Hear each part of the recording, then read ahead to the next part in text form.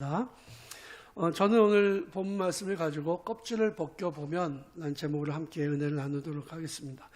하나님의 은혜와 우리 주 예수 그리스도의 평강이 오늘 10월의 첫째 주 하나님 앞에 마음과 뜻을 다해서 예배하는 우리 태원의 성도들 가운데 가득하시길 주님의 이름으로 축원합니다. 벌써 10월인데요. 아침 저녁으로 정말 선선하고 거리에는 나무 이파리들이 뒹굴고 있습니다. 이제 가을이 성큼 다가왔다는 생각이 듭니다.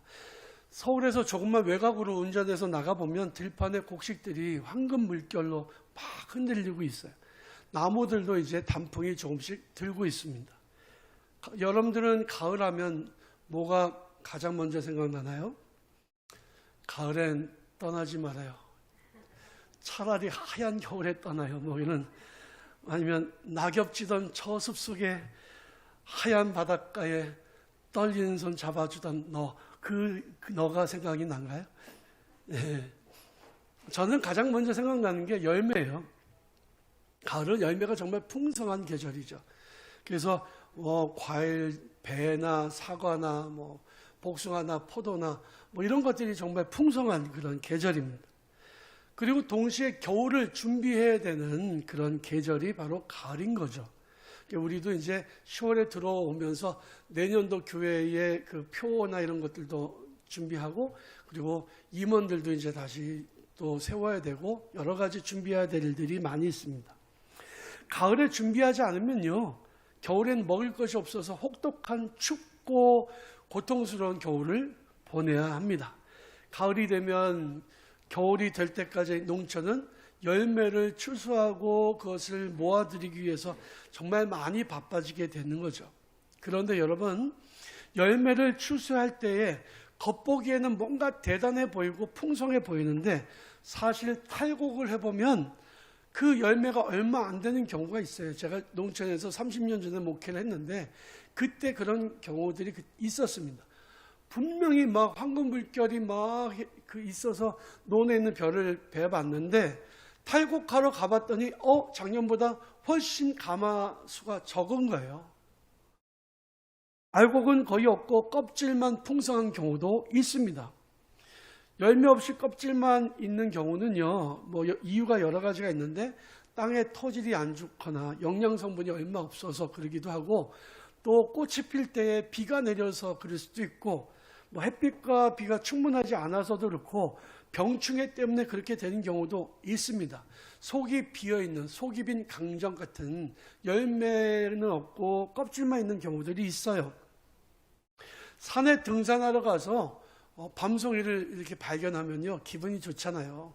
그래서 발로 밤송이를 깝니다. 그런데 거기에서 토실토실 알밤이 툭 하고 튀어나오면 기분 그야말로, 제가 설교할 때 이런 표현 써도 되나 싶은데 째지잖아요, 기분이. 그런데 만약에 까봤는데 거기에서 껍질은 있는데 속이 없는 것들을 발견하게 되거든요. 그러면 이거 애써서 깠는데 열매가 없으면 속상하거든요. 실망스럽거든요.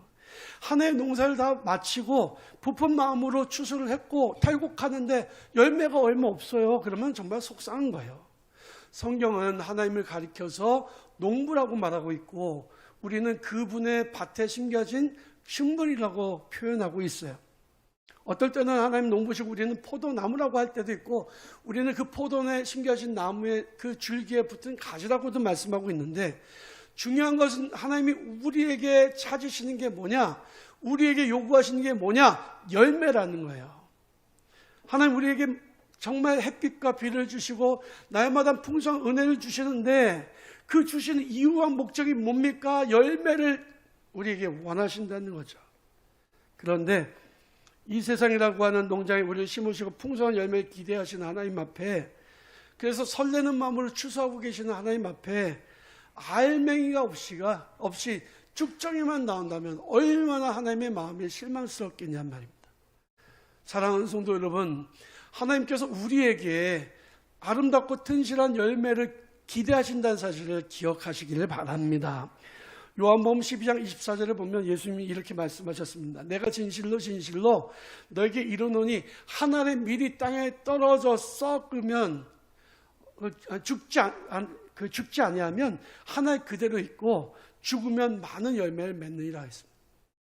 열매가 땅에 떨어져서 하늘의 밀이 떨어져서 죽지 않으면 그냥 그대로 있고 죽으면 많은 열매를 맺는다. 또 15장 2절에 보면 물은 내게 붙어있어 열매를 맺지 아니하는 가지는 아버지께서 그것을 제거해 버리시고 물은 열매를 맺는 가지는 더 열매를 많이 맺게 하기 위하여 그것을 깨끗하게 하시느니라 라고 말씀하셨습니다.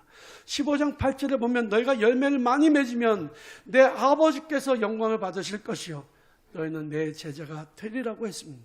제자의 기본 조건이 뭡니까? 열매를 맺는 거예요. 열매란 무엇일까요? 열매는 그 나무의 정체성을 의미하는 거죠. 정체성이라고 하면 좀 어려운가요? 그 나무가 어떤 나무인지를 알 수 있게 된다는 거예요. 옥상에 이렇게 그 정원을 꾸며놨는데 뭐 상추도 심고 이런 여러 가지 심었어요. 어느 날 그 흙에 식물이 하나 날라와서 싹이 나고 자라더라고요. 근데 저는 지가 살고 싶어서 거기서 자라는데 뽑고 싶은 마음이 없어서 냅뒀어요. 근데 막 자라나는데 얘가 무슨 식물인지 궁금해지는 거예요. 이름 없는 풀은 없잖아요, 세상에. 저게 무슨 풀일까라고 보다가 최근에 알았습니다. 그 열매가 맺히는데요. 꽃도 되게 예쁜 꽃이 피더라고요. 그런 열매가 맺히는데 까마중이에요. 제가 어렸을 때 많이 따먹었던 까마중이라는 식물이에요. 야, 너 까마중이구나. 반가운 마음에 인사를 했습니다. 여러분, 나무가 어떤 나무인지 몰라도 열매를 보면 그 나무가 포도나무인지 아니면 등나무인지 알 수 있는 거예요. 열매가 좋으면요, 그 나무가 건강한지 아닌지도 알 수 있어요. 우리 한국교회가 지금 건강하냐? 열매를 보면 알아요. 성도들의 가정이 지금 건강한가? 열매를 보면 알아요. 우리 교회가 지금 건강한가? 열매를 보면 아는 거예요. 만약에 열매가 좋으면 그 교회는 건강한 거예요. 열매가 좋으면 그 성도의 가정은 건강한 거예요. 그런데 만약에 열매가 없거나 열매가 나쁘면 뭔가 문제가 있는 거죠. 그래서 좋은 열매를 맺는 게 중요합니다. 동시에 열매는 그 나무를 심은 농부의 소망이에요. 요한복음 15장 16절에 보면 예수님이 이렇게 말씀하셨어요. 너희가 나를 택한 것이 아니라 내가 너희를 택하여 세웠나니 이는 너희로 가서 열매를 맺게 하고 또 너희 열매가 항상 있게 하여 내 이름으로 아버지께 무엇을 구하든지 다 받게 하려 함이라. 주님은 우리에게 풍성한 열매를 요구하신다는 거죠. 우리를 택하신 이유가 뭘까요? 우리에게 기대하시는 게 뭘까요? 껍질입니까? 아니에요. 열매예요. 우리가 아름답고 풍성한 열매를 맺으면 우리가 무엇이든지 하나님 앞에 구하는 대로 들어주신다고 예수님 약속하셨습니다. 한번 생각해 보십시오. 나무가 있는데 열매를 많이 맺었어요. 그러면 내년에도 그 열매를 기대해서 거름도 많이 주고 뭐 그 식물이 잘 자라도록 해주지 않겠어요? 근데 열매를 맺지 않아요. 그러면 저거 내년에 뽑아버려야 되겠다. 다른 식물을 심어버리겠다. 이런 마음이 들지 않겠습니까? 하나님은 우리에게 열매를 요구하시고 기대하고 계시는데 하나님의 기대에도 불구하고 열매를 맺지 못하는 사람들이 세상에 참 많이 있어요. 성경에 보면 예언자들은 그 열매 맺지 못하는 이스라엘 백성들에 대해서 책망을 합니다. 그들이 열매 없으면 지적하고 그들이 열매를 맺으라고 그들에게 촉구를 합니다. 구약성경 호세아서에 보면 하나님께서는 하나님을 떠나 열매를 맺지 못하는 이스라엘 백성들에게 이렇게 말씀하세요. 이러므로 그들은 아침 구름 같으며 쉬 사라지는 이슬 같으며 타작마당에서 광풍에 날리는 쭉정이 같으며 굴뚝에서 나가는 연기 같으리라. 와, 이 말씀을 읽으면서 제가 감동이 되는, 야, 어떻게 이렇게 표현을 할까? 아침 구름 같고 쉬 사라진 이슬 같고 타작마당에서 광풍에 휘날리는 쭉정이 같고, 기가 막힌 표현이 굴뚝에서 나오는 연기 같다. 누가요? 악인들이요. 이 사람들은 열매가 없어요. 있는 자리조차 그 어떤 흔적조차 찾을 수 없게 된다는 거죠. 열매를 맺지 못하는 나무의 운명은 어떻습니까? 마태복음에 보면 세례 요한이 예수님에 대해서 설명하기를 그분은 손에 키를 들고 자기의 타작마당을 정하게 하사 알곡은 모아 곡간에 들이고 쭉정이는 꺼지지 아니하는 불에 던져 태우리라 말씀하셨습니다.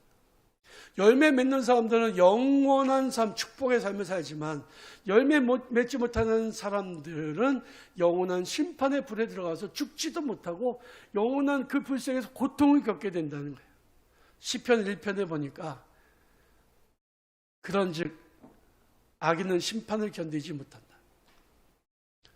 그들은 바람에 날리는 교와 같을 것이다 라고 말씀하고 있습니다. 사랑하는 성도 여러분, 그러므로 열매 맺는 성도들의 삶이 되시기를 주님의 이름으로 축원합니다. 우리가 믿음 생활할 때 내실 있는 열매, 이 꽉 찬 신앙생활하는 게 정말 중요해요. 그래야만 하나님을 기쁘시게 해드릴 수 있기 때문입니다. 세상 사람들은 외모로 사람을 판단하잖아요. 제가 늘 말씀드리지만 모임이 있어서 이제 호텔 식당에 가는 경우가 있는데 그러면 티코 타고 가면요 거들떠도 안 봐요. 근데 좋은 차 타고 외제차가 딱 오잖아요. 그러면 그 안에 타고 있는 사람이 뭐 범죄자든지 조직 깡패든지 상관없어요. 내려오면은 뭐 그 호텔에서 일하는 그 벨보이들이 90도 각도 사장님 어서 오십시오 그런다고요. 사람들은 겉모습을 중요하게 생각해요. 포장지가 엄청나게 화려한데 그 속에 들어있는 선물이 형편없는 경우도 있잖아요. 겉포장은 화려한데 속에는 내실이 없는 경우, 이건 정말 선물을 주고도 욕먹는 일이잖아요. 정말 중요한 것은 속 내용입니다. 겉포장이 아니에요. 근데 사람들은 자꾸 겉을 중요하게 생각한단 말이에요. 겉으로 볼 때는 집사고, 겉으로 볼 때는 권사예요. 겉으로 볼 때는 그리스도인이에요. 겉으로 볼 때는 그거 괜찮아 보여. 그런데 실제로 속을 보면 썩어 있어요. 병들어 있어요. 열매가 없어요. 죽정이에요. 어떻게 할 거야? 주님 앞에서. 뭐라고 변명할 것입니까? 우리 성도들은 겉보기에도 멋지고 속도 튼튼한 알곡 같은 신앙생활 하시기를 주님의 이름으로 축복합니다. 그러기 위해서 우리에게 꼭 필요한 게 있습니다. 그것은 먼저는 우리는 좋은 열매를 맺어야 되겠다는 굳건한 소망이 있어야 돼요. 사실 알고 보면 모든 식물들은 굉장히 열심히 일합니다. 건강하고 멋진 열매를 맺기 위해서요 1년 동안 정말 최선을 다하는 거예요. 우리 인간들에게는 혈관이 있죠. 식물들에게는 그 체관이라는 게 있어요. 체관을 통해서 영양분을 빨아들이고 물을 빨아들입니다. 그래가지고 그 열매를 맺기 위해서 정말 최선을 다해요. 식물의 한 가지 목적은 뭡니까? 열매를 맺는 거예요. 열매를 맺을 수 있다면 난 죽어도 좋다. 이게 식물이에요. 또 어떤 상황 속에서도 뿌리가 뽑히지 않는, 흔들리지 않는 믿음이 필요합니다. 한여름 힘든 폭풍과 태풍을 겪어요. 그러면 식물들이 어떻게 됩니까? 뿌리채 뽑히는 경우가 있잖아요. 뿌리채 뽑히면 그 식물은 열매를 맺을 수가 없어요. 아무리 시련이 오고 환란이 오고 어려움이 와도 든든히 뿌리를 예수 그리스도께 뿌리 받고 흔들리지 않는 믿음으로 고통과 어려움 가운데에서도 흔들리지 않으면 열매를 맺을 수 있다는 거예요. 여러분 욥기를 보십시오. 욥이 얼마나 큰 고통을 겪었습니까? 근데 그는 중간에 포기하지 않았습니다. 중간에 그는 모든 걸 털고 일어나지 않았어요. 까짓것 와이프가 말하는 대로 하나님 저주하고 죽어야 되겠다. 그러지 않았어요. 막 친구들이 와서 너 까닭 없이 범죄하지 않고 하나님이 심판하겠냐? 막 공격하는데도 끝까지 참았습니다. 여러분 끝까지 인내하는 사람이 복된 것을 믿으시기 바랍니다. 끝까지 참고 뿌리가 뽑히지 않고 믿음 생활 잘해야 좋은 열매를 맺을 수가 있어요. 그리고 최선을 다하는 노력이 필요합니다. 아까 말씀드린 것처럼 뿌리는 물과 영양분을 최선을 다해서 빨아들여요. 그리고 최선을 다해서 그 빨아들인 영양분을 이파리로 보냅니다. 그러면 이파리는 태양을 향해 이파리를 쫙 돌려요. 여러분 그 식물을 키워보면 알지만요. 해가 드는 쪽으로 이렇게 기울어져 있어요. 해바라기만 그런 게 아니라 모든 식물이 그렇습니다. 그러면 얘가 왜 그렇게 뻗어 있느냐? 영양분을 빨아들여서 자기 체관을 통해 빨아들인 영양분을 이파리를 보내서 광합성을 하기 위한 거예요. 광합성을 하고 난 다음에 어떻게 합니까? 다시 그 영양분을 열매에다가 저장을 합니다. 저는 이 녹용이라는 게요, 왜 좋은지 몰랐는데, 이 녹용이 건강에 좋은 이유는 사슴이요, 영양분을 최대한 빨아들여서요, 모든 자기 몸에 있는 에너지를 다 뿔로 보낸답니다. 왜? 나중에 이제 그 다른 수컷과 싸우려면 이 뿔이 튼튼해야 되니까. 그러니까 그 뿔이 튼튼하기 위해서 모든 영양분을 다 가서 심지어는 이 사슴이 영양실조로 죽는 경우도 있대요. 그러니까 뿔이 그렇게 영양이 좋은 거죠. 여러분, 우리가 애써서 최선을 다해서, 그래서 정말 말씀을 듣고요, 그 말씀을 듣고 난 다음에 하나님을 향해서 손을 들고 기도하고, 그래서 그 생겨진 영양분을 내 영혼 깊숙이 쌓아둬야 우리가 좋은 열매를 맺을 수 있는 거예요. 말씀을 사모하고 말씀을 듣지도 않고 어떻게 좋은 열매가 맺을 수 있냔 말입니다. 내가 기도하지 않고 어떻게 하나님의 은혜를 받을 수 있어요? 주님이 원하실 때 풍성한 열매를 맺어서 드리려면 우리 말씀을 사모하고 최선을 다해서 은혜를 받고 그것을 우리 영혼 깊숙이 쌓아두어야 합니다. 오늘 본 말씀에 보면 사도 바울과 그와 함께한 전도팀들은 세상이 볼 때에는 겉보기가 초라하고 볼품이 없어 보였습니다. 포장지가 별 볼 일이 없었다는 얘기죠. 하지만 그들은 어떤 어려움 속에서도 소망을 잃지 않았어요. 믿음을 가지고 최선을 다해 노력했더니 그들은 정말 아름다운 열매로 하나님 앞에 영광을 돌려드릴 수 있게 되었다는 거죠. 저는 오늘 본 말씀의 이 내용들을 가지고 조금만 더 우리가 좋은 열매를 맺으려면 어떻게 되는가, 사도 바울의 고백을 통해서 우리가 그 방법을 배워보기를 원합니다. 첫 번째로는 사도 바울은 자기들은 무명한 자 같으나 유명한 자다라고 말씀하고 있어요. 무명이 뭐예요? 없을 무자 이름 명자입니다. 유명은 뭐예요? 있을 유자 이름 명자예요. 이름이 없는 것 같으나 사실 있는 자다. 무슨 얘기예요? 이해가 잘 안 가잖아요. 바울 이름 있잖아요. 이건 무슨 얘기냐면 세상에서 유명하지 않다는 얘기예요. 여러분 BTS 나오면 난리도 아니에요. 아주 뭐. 그 BTS가 아니라 제가 어느 날 지나가는데요. 막 아이들이 막 소리 괴성을 지르면서 여자아이들이 막 카메라 들고 뛰어가더라고요. 가서 보니까 모르는 애들이야. TV에도 안 나오는 애들인데 그 아이들이 그렇게 나왔다고 수십 명이 뛰어들어가면서 이름을 부르고, 뭐 걔네들은 또 그 아이돌들은 걔네들한테 유명한 거죠. 그러니까 막 얼굴을 가리고 막 가더라고요. 세상에. 그래서 정말 BTS가 나타나면 진짜 뒤집어질 거예요, 아마. 제 생각에 BTS가 한 명이라도 우리 교회에 나오면 참 좋을 것 같다는 그런 생각을 합니다. 사도 바울과 전도팀들은 세상에서 이름 없는 사람들이었어요. 저 사람들이 누구야? 환영받는 사람들도 아니에요. 잘 알려지지도 않고 유명하지는 않았어요. 그런데 눈에 보이지 않는 세계에선 유명한 자들이었다는 거죠. 영적인 세계에선 유명한 사람들이었다는 거예요. 우리는 보이는 세상에서 칭찬받고 상받고 유명해지는 것을 좋아하지만 사실 그것은 찰나적이고 순간적인 겁니다. 사도행전에 보면 재미있는 이야기가 나와요. 제사장 스기야의 아들 7 아들들이 바울과 그와 함께한 제자들이 귀신을 쫓아내는 것을 보고, 야, 우리도 한번 해봐야 되겠다. 멋지다. 귀신이 죽을복하는 것을 보고는 그걸 하려고 했습니다. 귀신에게 찾아갔는데 물론 그들에게는 믿음이 없었어요. 그들은 세상에서 좀 알려진 사람들이에요. 좀 약간 뼈대 있는 집안의 아들들이니까요. 그런데 영적인 세계에서는 조금도 알려지지 않은 사람이었습니다. 그들이 바울을 흉내내서 귀신을 쫓으려고 했을 때 귀신이 이렇게 말합니다. 야, 이놈들아, 내가 예수도 알고 바울도 아는데 너희는 누구냐? 이러면서 달려들어서 막 그 귀신 들린 사람이 7명의 그 스기야의 아들들을 막 누르고 때리고 꼬집고, 그래서 주랭난 쳤다. 그 아들들이. 영적인 세계에서는 그들은 아무것도 아니었다.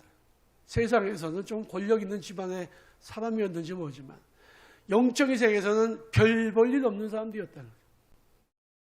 사랑하는 성도 여러분, 천국에서 유명해지시기를 바랍니다. 천사들에게 유명해지시기를 바랍니다.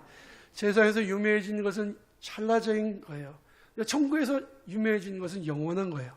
우리가 이 세상에서 삶을 마치고 천국에 갔을 때 수많은 천군과 천사들이, 그리고 성도들이, 야, 그 유명한 사람이 왔네. 드디어 왔네.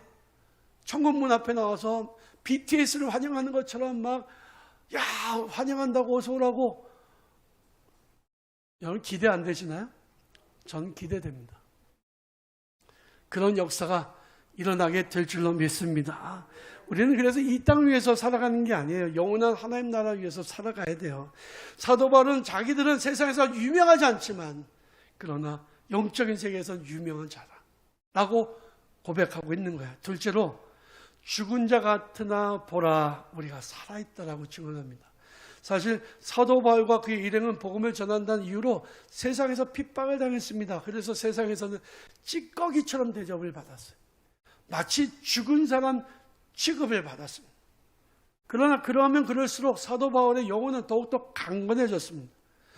우리가 죽은 자 같으나 세상에서 정말 별 볼 일 없는 사람처럼 취급을 당하죠.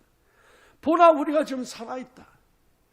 한번 예수님께서 이렇게 말씀하셨어요. 육체는 죽여도 영은 죽이지 못한 이들 두려워하지 마라. 오히려 지옥에 산채로 던져버리는 하나님을 두려워하라고 했습니다. 육체에는 죽음의 한계가 있습니다만 영은 영원히 죽지 않아요. 그러므로 우리는 영혼이 잘됨을 위해서 기도해야 돼요. 사랑하는 자여 내 영혼이 잘됨 같이 내가 범사에 잘되고 강건하기를 내가 축복하노라 했습니다.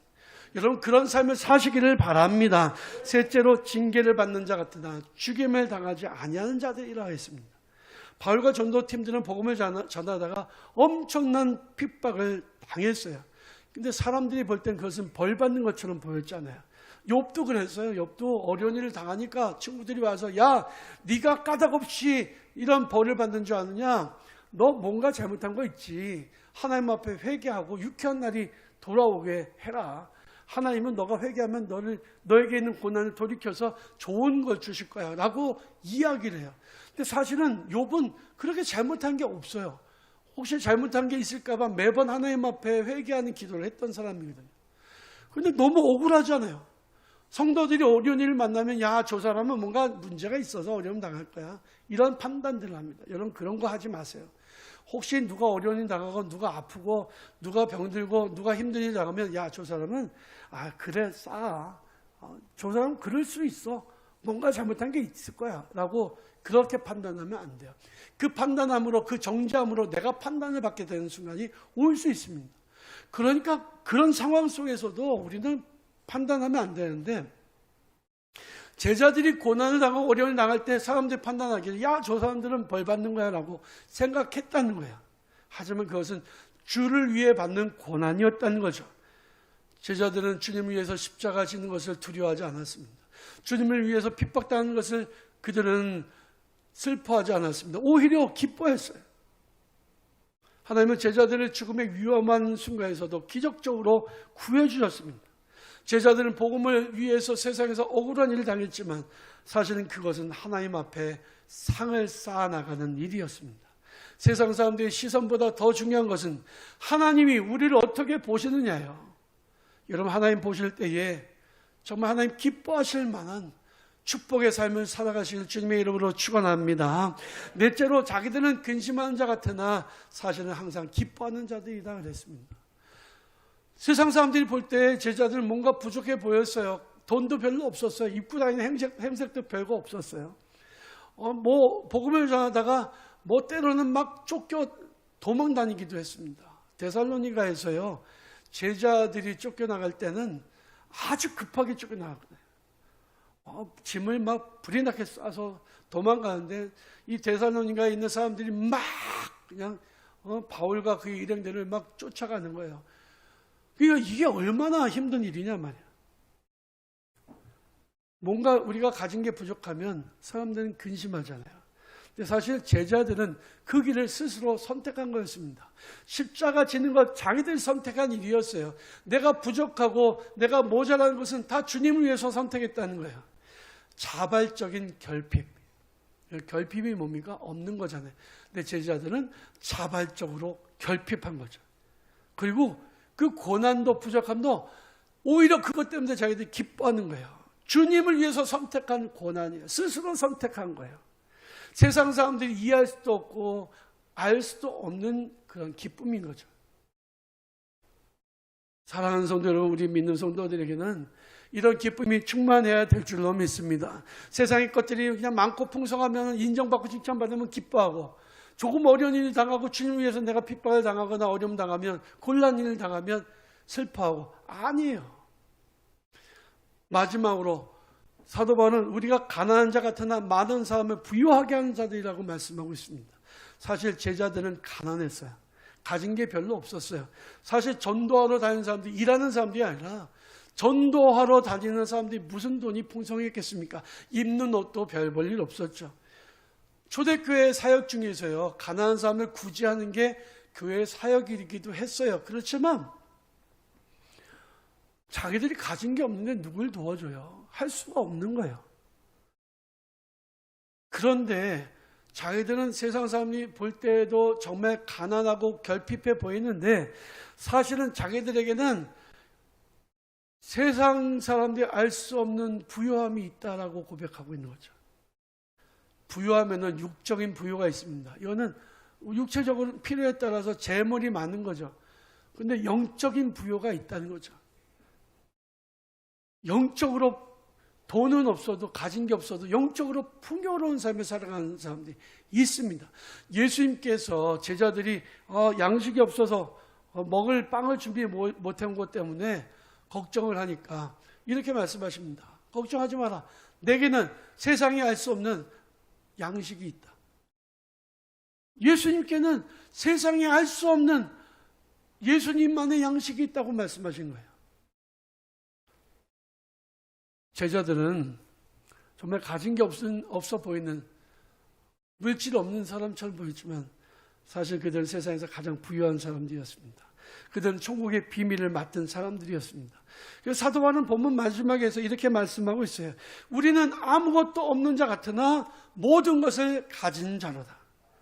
사랑하는 성도 여러분, 우리는 껍질을 위해서 노력하고 살아왔습니까? 남 보기에 그냥 허우대 멀쩡하고 남 보기에 괜찮은 것처럼 그냥 이쯤 하면 믿는 사람처럼 보이는, 내실 없고 열매는 없는데 바깥에 볼 때만 그냥 예수 믿는 사람처럼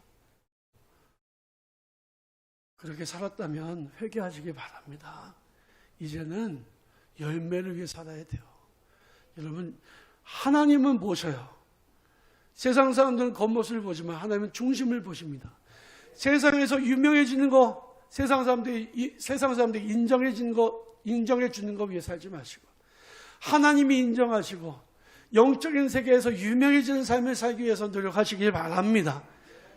내가 예수도 알고 바울도 아는데 너는 누구냐? 귀신에게 모욕을 당했던 스가의 아들들, 겉보기에는 믿는 사람들이었어요. 제사장의 아들들이었습니다. 제사장의 아들들이었던 얘기는 레위인이고 그들도 제사장이라는 얘기예요. 그런데 영적인 세계에서는 그들은 아무것도 아니었어요. 하나님이 우리에게 원하시는 것은 뭐예요? 중심이에요. 열매예요. 겉보기에만 치장하지 마시고 10월 한 달도 열매 맺는 그 굳건한 믿음으로, 사모함으로 정말 우리 영혼이 잘 되고 강건하여지는 축복의 한 달 되시기를, 축복의 여러분들 삶이 되시길 주님의 이름으로 축원합니다. 우리